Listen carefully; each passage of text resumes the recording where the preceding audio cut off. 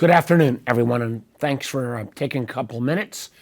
Wanted to give an opening comment or two about my travels across the Commonwealth last week, and then be happy to take any of your questions. The majority of my travels were in the Shenandoah Valley. I was in Winchester, Harrisonburg, Lexington, Roanoke, Charlottesville, Lynchburg, Culpeper, and I may have omitted one or two others. Weir's Cave for a very interesting session on workforce development. And I think the general theme of the trip was, I would say, three things. One, sharing what would be coming down to the communities and the organizations I visited with, that's the funding that's coming out of the American Rescue Plan. A lot of interest in that plan, a lot of questions about what all it included. The plan, both the $900 billion December bill and now the even greater $1.9 trillion plan, have enormous amounts of resources. Particularly for the Commonwealth, there's about $4 billion that will go to state governments. About $3 billion on top of that will go to local governments, and a great deal of interest at the local government level. Probably the biggest issue that was of concern, both from local governments and from some of the rural electrical co-ops that I visited with, was broadband. Enormous interest in broadband, and there are a number of consortiums already around the state where local governments are partnering with the rural electric co-op. I saw one in Central Virginia Electric Co-op. I saw another one around Lexington, where the a Rappahannock-related co-op was partnering with some local governments.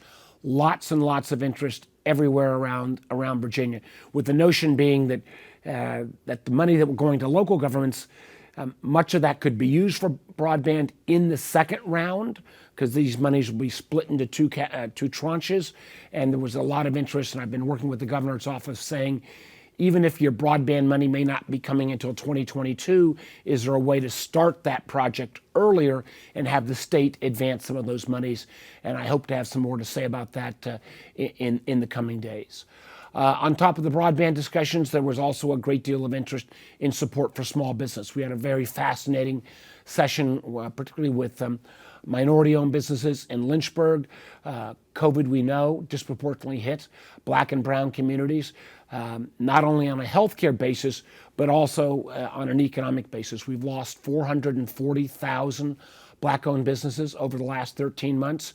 I was proud that I was able to secure $12 billion of funding into community development financial institutions, CDFIs, that by requirement have to lend into low and moderate income communities. Many of these entrepreneurs were not even aware of CDFIs, were not aware of a number of the programs that are coming out of the American Rescue Plan. And I, again, working with the balance of the delegation and the governor's office, want to make sure that we make this information as available and easy to use and easy to access as possible. And then finally, I was able to attend a couple of the mass vaccination sites. In Charlottesville, I was seeing what I thought at that point was the second biggest site I'd seen, 100,000 square foot building that had been converted into in a mall into a full-time vaccine center. I think the day I was there, they were going to do about 1,100 shots, but it was barely later in the day that I got down to Roanoke, where the old Civic Center, they literally were doing 6,000 shots. It was the first day for Roanoke to hit a level 2, where all folks in the Roanoke Valley above 16 could come and get a shot. In both cases, it was a great example of public-private partnerships. You would have the health department, you would have volunteers, many times nursing student volunteers. In the case of Roanoke, you had the Korean healthcare system. We had the National Guard. It really was whole wide swaths of the community rowing in the right direction to try to make sure this public service was provided. And the mood at both the centers was quite good. I think people were patient. They felt the system was working very well. And some of the screw-ups that we'd seen in the early days of the rollout, I think is now a distant memory. And it's my hope that within the coming weeks, literally everyone in Virginia who wants a shot will be able to get a shot with virtually no wait.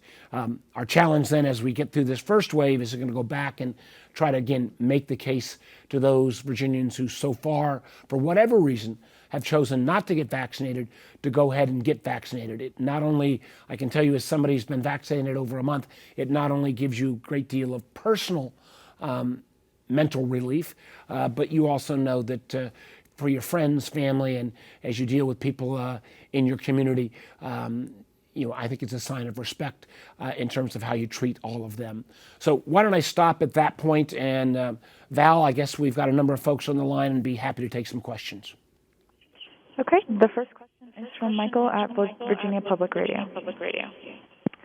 Hey, Senator, can you hear me?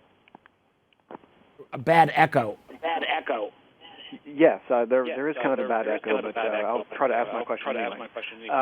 I was interested in getting your thoughts on the protecting the right to organize Michael, let me pause right there. If someone has their phone unmuted, if you can please mute to avoid this echo. Go ahead, Michael. Thank you. Test. Do we still have the echo? Sounds like we do a little bit, but I'll ask my question. So, Senator, I was interested in getting your thoughts on the Protecting the Right to Organize Act, which passed the House with a bipartisan vote. It was introduced by Virginia Congressman Bobby Scott, and is now sort of under consideration in the Senate. And I'm wondering what your position on the bill is if it were to get to the Senate floor. Do you see yourself voting for this or against it? I'm sorry, Michael, I didn't hear what bill you're talking about. The Protecting the Right to Work Act, the PRO Act that labor groups are behind, that fixes what they Sure, say. all right. Let me tell you. There's a lot of things in the so-called PRO Act that I support. I think it is important that working people in Virginia, and for that matter, working people across America, have the right to organize. There are certain components of the legislation that do make me pause. Some of the process issues around an election voting process for a union, I'm still reviewing. And as we've seen already, when there were efforts, for example, in California, to turn all independent contractor, so-called gig workers, into traditional W-2 employees, the overwhelming majority of Californians kind of rose up and voted that bill down. Literally 58% of the voters, I think, turned down what was called in the PRO Act the ABC test.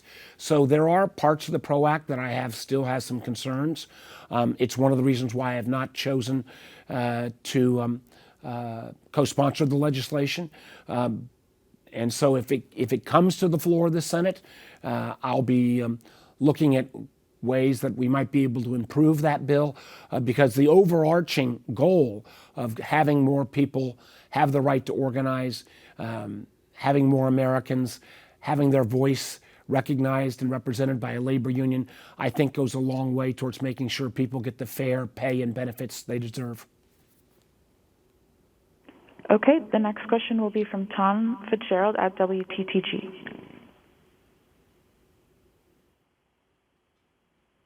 Tom, are you there? Okay, we can move on to Brendan from CBS 6. Senator Warner, can you hear me? Yes. All right. Thank you, sir, for your time. I appreciate it. Doctors and pediatricians are seeing a surge of referrals regarding obesity in children during this pandemic, and I know in February you reintroduced the Healthy Food Access for All Americans Act to expand affordable and nutritious foods and food deserts, which would help in that realm. But I wanted to know, in addition to constant reminders about things like hand washing and social distancing, should state and health leaders have been more proactive about warning parents about the negative effects of a lockdown when it comes to obesity and possibly come up with recommendations for parents and their families? Well, that's a great question. And I think everyone was so overwhelmed at the front end of the pandemic and focused appropriately on staying safe and avoiding the virus that I don't think we spent enough time on some of the secondary effects. I think we're starting to see those secondary effects in terms of mental health issues. I think we're also seeing those secondary effects in terms of obesity. If kids can't get out and play and they're constrained in a house or apartment, that cuts down their physical activity. Too often it's been easy just to go to the store and get junk food and make that available for kids who may not be getting the kind of supervision they would get if they were at school or in their normal play patterns. So I think this question around food insecurity has been, again, exposed by the virus. I was reading at some point, it was literally 1 in 7 Virginians were going hungry. Part of that has been solved or dealt with by remarkable work by all the folks that work at our food banks and those organizations that support our food banks. But we still have to realize that simply having access to food, if it's not healthy food, will lead to issues like obesity. So the legislation that I've proposed, which would put in place capital to either build new facilities that would offer healthy food choices, oftentimes fresh fruit and vegetables, fresh fish and meat. They would support, for example, additional pop-up stores, food vans that could offer this kind of fresh fish and vegetables and fresh other items. Too many communities, if you're in an urban setting, it's more than a mile away to find healthy food. If you're in a rural setting, it's more than 30 minutes away to find healthy food. I think this is something that the recent agriculture bill made some steps, but I do believe my bipartisan Healthy Food Act ought to become law, because it is the most comprehensive effort out there in a very bipartisan way to take on the question of food deserts. Because if we want people to eat healthy, they've got to have access to these healthy choices within a relatively close distance at an affordable price. Senator Warner, is it okay if I ask a follow-up? Sure. But it's a different topic, if you will. Can you address what happened in Windsor, Virginia in December with Lieutenant Nazario? Well, I was outraged to see the treatment of Lieutenant Nazario. He was an individual, an officer in our armed forces, someone who is in uniform, clearly pulling in to a lighted area for what would appear to be a routine traffic stop. It was amazing to me to watch some of the body cams and to see the complete overreaction from the law enforcement officers. It is a sad commentary that when a African-American male who is in uniform is still afraid to exit a car in today's day and age, when police officers come with guns drawn for what again was a routine traffic stop. It appears correct that the Windsor police chief fired the officer that was most egregious, and I'm going to be watching to see the results of the state police investigation. All of these actions, and this action in Windsor coming on the heels of the fatal shooting a few weeks back in Virginia Beach, where a law enforcement officer did not have his body camera on, and so we are still trying to get the facts of what happened there. But all of these incidents, and they are too countless to name off, all are reasons why I think it's time that we pass the Justice and Policing Act, which will not only provide additional training for law enforcement officers, it would prohibit some of the most egregious tactics like chokeholds, no-knock warrants, try to put in place a level of responsibility for those officers who, quite honestly, don't follow appropriate practices. I think the vast majority of law enforcement officers do a good job, but too often we're seeing some of these officers who don't practice those best practices, and there needs to be consequences for that. Those kind of consequences would be built into law if we had passed the Justice and Policing Act. Next up, we have Stephanie from WHSV. Good afternoon, Senator. This has been a tough year for small businesses of all kinds. What was the biggest concern you heard from small business owners about running their business in the pandemic, and how can some of these businesses bounce back with the relief, and when will they see that? Well, I think the vast majority of businesses that I talked with had received a PPP loan at some point over the last year. What they weren't as familiar with were some of the newer programs that we put in place. For example, there is an employee retention tax credit that can proactively pay up to $40,000 on an annual basis if you've kept on an employee throughout the COVID period. I don't think people were as familiar with that. They weren't as familiar with the EIDL program, where it was, where again, $10,000 grants could be made on a fairly quick turnaround.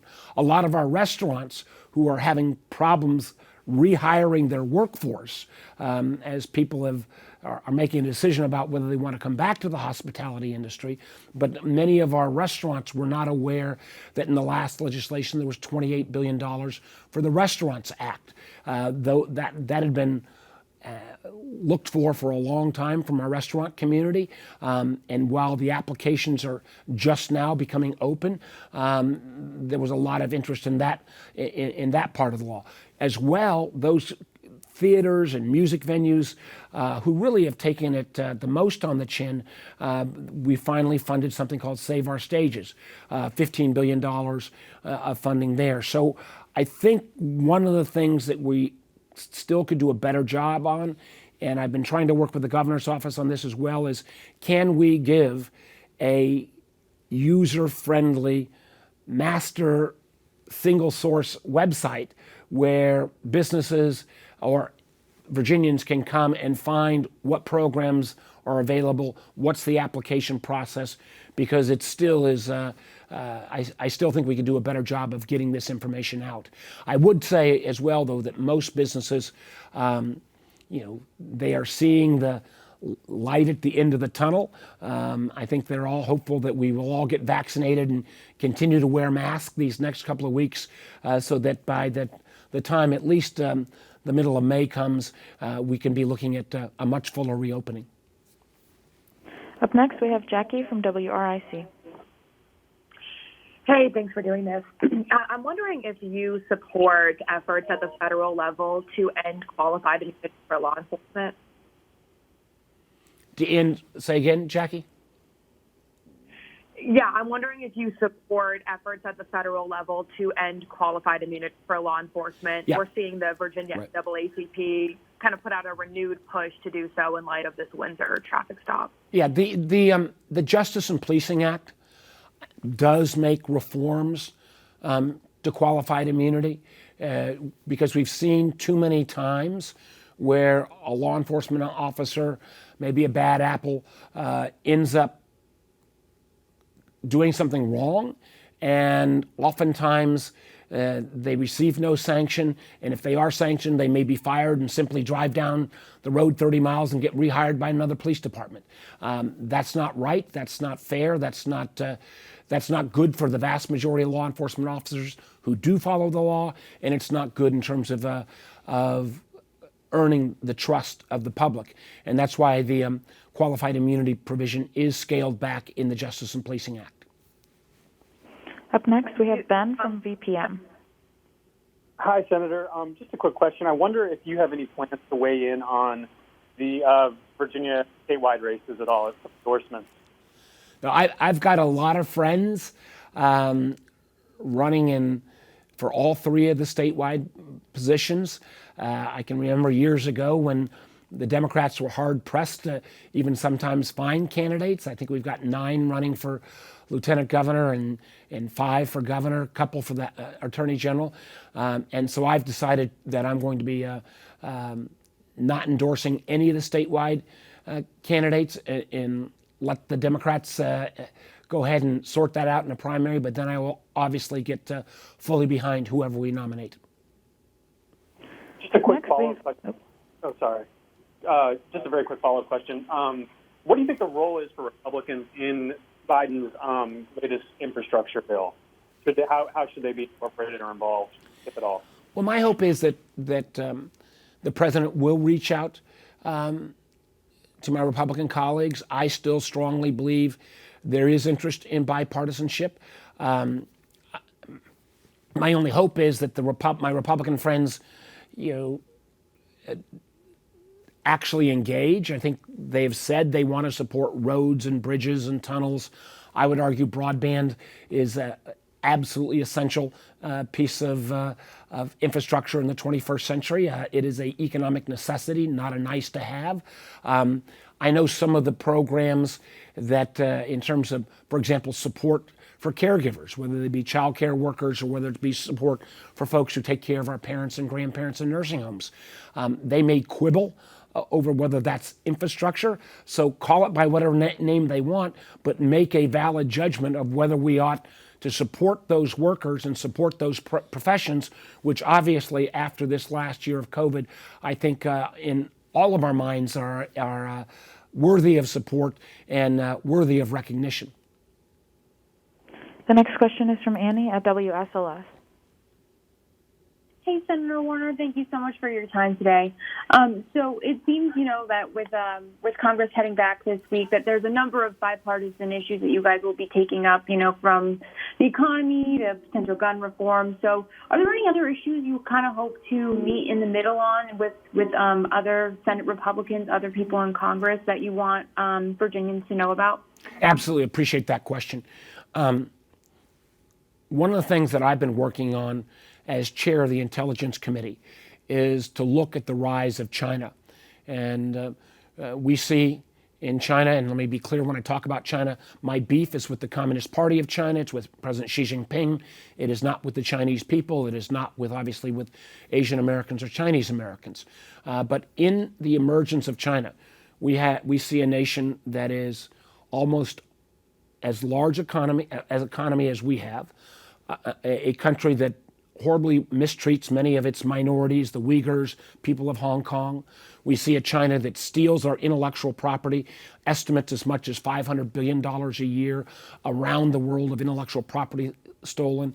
And we see China taking on issues like 5G, artificial intelligence, quantum computing, biomedical efforts where it intends to dominate these fields. So there is broad bipartisan consensus that America needs to pick up its game. And I've been working on a series of bills that I think will be in a bipartisan China competition bill. Those will include trying to create a technology alliance amongst like-minded democracies around the world to counter China. It will include investing upwards of $50 billion to make sure that our semiconductor industry remains strong and vibrant in the United States and that we're not dependent upon foreign nations, particularly China, for semiconductors. It builds upon my earlier work in next generation telecommunications, so-called 5G, into developing the next generation. It's called Open Radio Access Networks, ORAN. And all of this work around the China circumstance is all bipartisan. And I hope to have a number of my bills included in this package. And I think if we can get that to the floor, I think you'll see a big, big bipartisan win, which will be good for the whole country. Okay, the next question is from Mike at WVEC. Hello, Senator. Sorry about that. Follow up on the infrastructure question. You who've just been out on the highways and byways of Virginia for the last week, you may have seen this report card that came out today from the White House by way of the American Society of Civil Engineers. doesn't give Virginia a letter grade, but it points out 577 bridges and 2,124 miles of highway in poor condition. You agree with that? I mean, it makes it sound like Virginia's roads are just crumbling. Well, I think that assessment would apply not only to Virginia, but unfortunately to most of our country. Every year, the American Society of Civil Engineers gives us a grade, and I can't remember in the last decade where the United States got better than a C minus. So this is an area where I think there is broad-based agreement. I think we know as a nation that we are investing at about 50% on a percentage of our GDP in infrastructure, what we were investing in the 1970s.